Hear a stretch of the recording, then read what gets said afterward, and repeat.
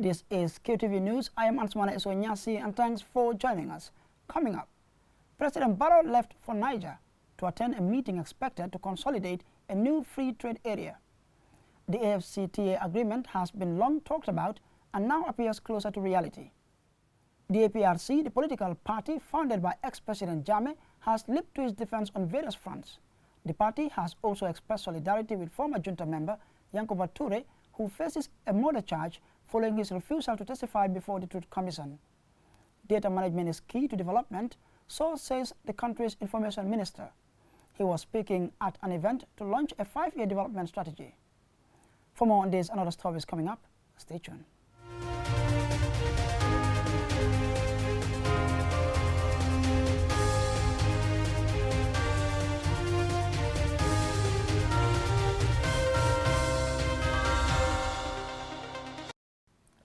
After a series of rape allegations against the former President Yahya Jammeh, the APRC held a press conference to react to those allegations and key trending issues surrounding the party.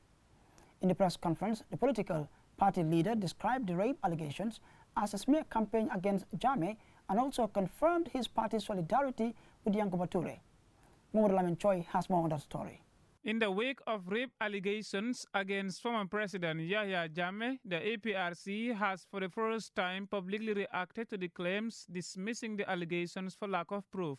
The party believes time will prove the truth of what they describe as a fabrication, while claiming to have zero interest in the subject. The party leader was brief in his comments and generalized, rather than spoke specifically about the rape allegations. Women alleging that they have been raped, whatever. Time will prove it. You're hearing various comments coming out. What I want to say as regards that is we as a party, we see it as another smear campaign that we are not interested, and it's a lie and fabrication. After Yankuba Toure, a former junta member, refused to testify before the TRRC and was subsequently charged for murder by the state, the APRC has expressed solidarity with him. The APRC leader has also described Yankuba's charge for murder as selective justice after many others who admitted murder are left free. He went further, calling the murder charge against him as both malicious and illegal. For us, that's malicious. It is illegal. It is power. You are using power. Why would you charge Yankuba Toure and leave those who themselves have professed to have done it? And you are preempting the outcome of the TRRC. Last month, the Attorney General announced the immediate forfeiture by the state all assets and monies belonging to former President Jammeh and his close associate Mohamed Bazi. However, Fabakary Tombong Jatta expressed his displeasure at the decision, claiming that the Jammeh Commission was not a court, declaring the announcement by the Justice Ministry as hasty, ill-advised, malicious and illegal. Out of all those who went to the commission, only Bouassi and Yahya Jammeh were selected and their assets forfeited, though temporarily. Basi. Why? Selective, hasty. And he said it's ill-advised. We are aware that the Attorney General continues to ill-advise the President of the Republic of the Gambia. The party leader of the APRC was asked whether he had discussed the rape allegations with Jammeh, and his response was that he would not discuss with him allegations which are poised to bring disrepute to Jammeh and the APRC. Party loyalists could be seen in the crowd holding placards with "I am paid to lie" against Jammeh. Mohamed Lamin Choi, QTV News. President Barrow, accompanied by First Lady Fatou Barrow, on Saturday morning left to Niger for the African Union Heads of State Extraordinary Summit on the African Continental Free Trade Area. Alucise reports. The summit, scheduled for the 7th of July in Niamey, Niger, is expected to bring about 50 heads of state and will be dedicated to the launch of the operational phase of the Africa Continental Free Trade Area, as well as its operational instruments. President Barrow was seen off by Vice President Dr. Aïssata Touré, cabinet ministers and security chiefs. The African Continental Free Trade Agreement aims to eliminate tariffs between member states. It is expected to become operational from July 2020. Apart from Niger and Benin, only Eritrea is yet to join the zone. President Muhammadu Buhari had expressed concern it will allow neighboring countries to inundate Nigeria with low-priced goods. According to media reports, the continent's biggest economy, Nigeria and Benin, have announced they will sign the Africa Free Trade Agreement at the summit. In preparation for the summit, the Nigerian authorities have set up a special mechanism in Niamey to ensure the security of the summit. The capital is already heavily armed, while large hotels, restaurants, and public places are constantly subject to security checks.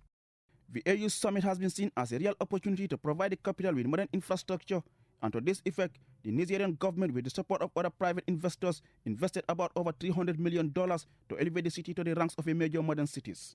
For example, the Jori Hamani International Airport has been renovated and modernized by a Turkish company for over $150 million.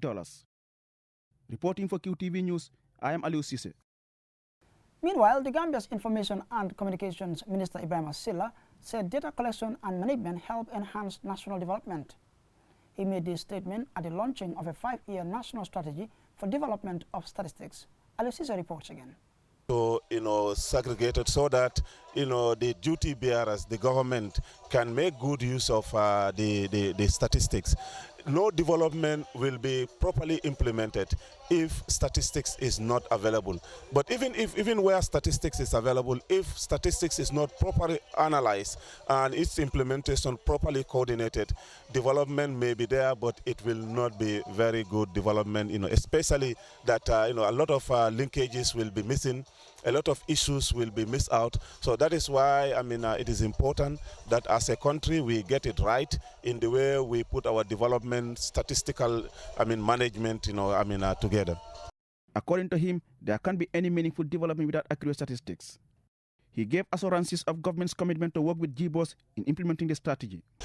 This meeting today is an ample testimony of the fact that the Gambia government is very much committed to work with the agency responsible for coordinating the statistical collection and management. We expect that from today, after the launching of this very important document, to start the necessary fundraising so that all the pillars of the strategy can be fully funded. Nyakasi Sanyang, Statistician General of the Gambia Bureau of Statistics, said they are being supported by the World Bank, UNDP, EU, and UNFPA, amongst other development partners.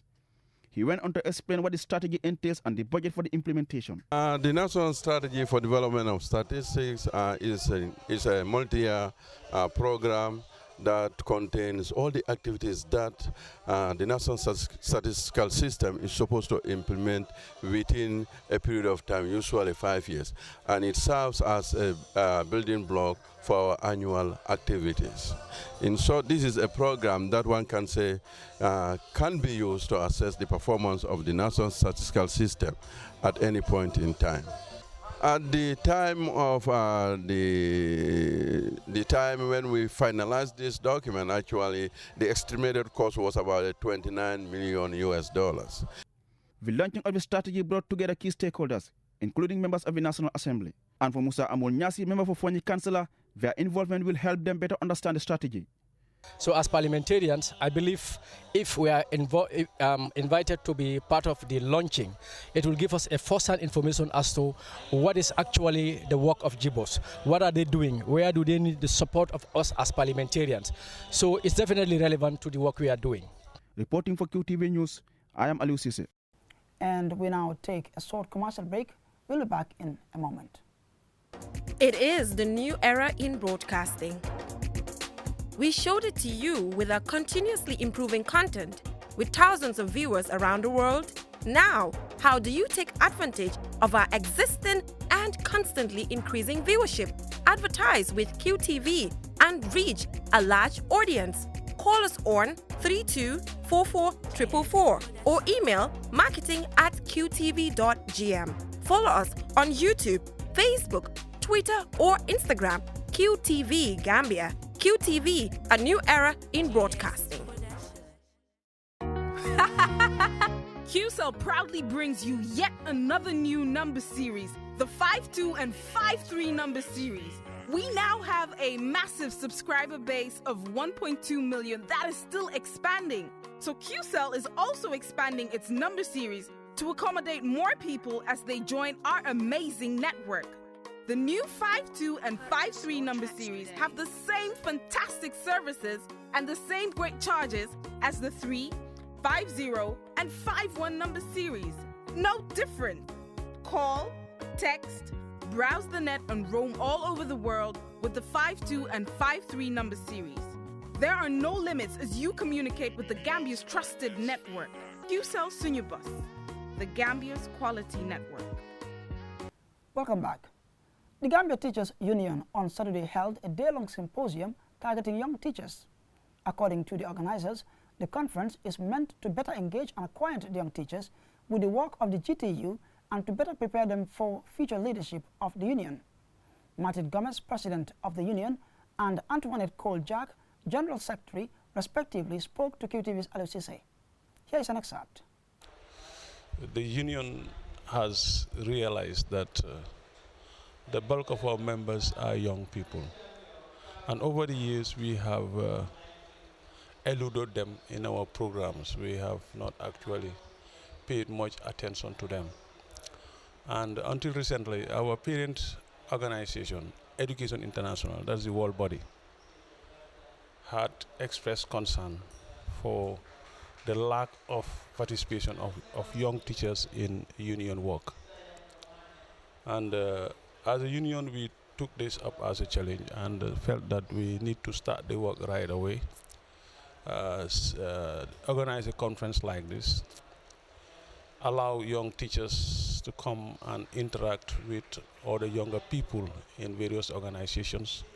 And that is why if you look at the panel that we have right now, it is mainly comprised of representatives of young people across the country in various walks of lives. And we feel this should be a forum where we can engage them, start engaging them, and hope to continue engaging them, making them come and play their part in the work of the union. We believe that the young teachers are part of the union, and maybe they don't know. So therefore, if we convene this Congress, we'll come together, we'll discuss, they'll come out with resolutions, and those resolutions we will use as a working document, because if we don't know what they want, it will be difficult to address their issues. So I think this Congress is timely, and the participation is great because we've been able to bring over 100 young teachers together, but also bring others to mentor them, because it's not just enough to bring the young people. It's always good to bring both young and old so that they will share experiences and learn from each other. How has been their participation since the start of this event today? No, since in the morning they have been very active, and if you look at what is happening right now, the symposium, we only have an adult. All the others are young teachers, and even the moderator is a young teacher. So we believe empowering them is important for them, so that in the not too distant future, even now, they'll take up the mantle of leadership. So they have been participating fully. Taisir Diagnostic Laboratory says it is committed to and is promising to provide the most convenient, friendly medical diagnostic testing service in the country. The company invited the media to the unveiling of its new diagnostic lab equipment. QTV's Mamjara E. Sise tells us more. Health and a state of well-being are important to everyone. It is even sometimes claimed that a healthy country is a wealthy country. As such, health is an important element in every developing country. An important aspect of ensuring a good or great health system is to have a good diagnostic service. Every nation that provides a good health service also makes sure that it has in place the right diagnostic service and facilities. At a press briefing, the Taisir Group introduced some of their diagnostic laboratory equipment expected to serve the people and deliver quality, efficient, affordable, and reliable laboratory tests for timely medical intervention. Early detection and therefore intervention are key to successful diagnosis and treatment. Alhaji Usman Jah, CEO of Taisir, speaking at the luncheon ceremony, said, "A laboratory are a key component of every successful treatment." He added that Taisir is an Arabic word meaning easy access, and that their company is coming to bridge and close the gap of an inadequate, sustainable diagnostic laboratory system.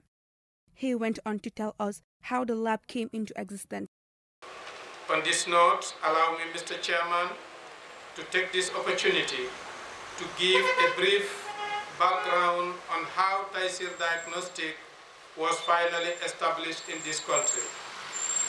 To start with, I came to know this beloved country through my best friend, known as Alhaji Usman Jah Amirul Hajj of the Gambia, who introduced me to His Excellency the President of the Republic, Mr. Adama Barrow.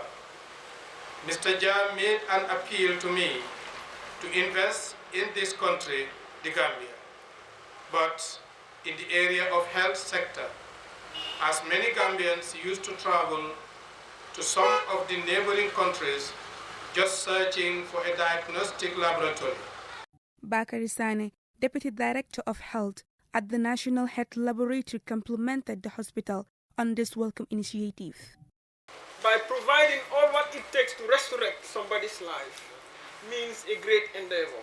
Now I will implore on the manager to develop all the list of what you have, share it with the ministry, share it with all the relevant partners, so that we'll be able to come on board.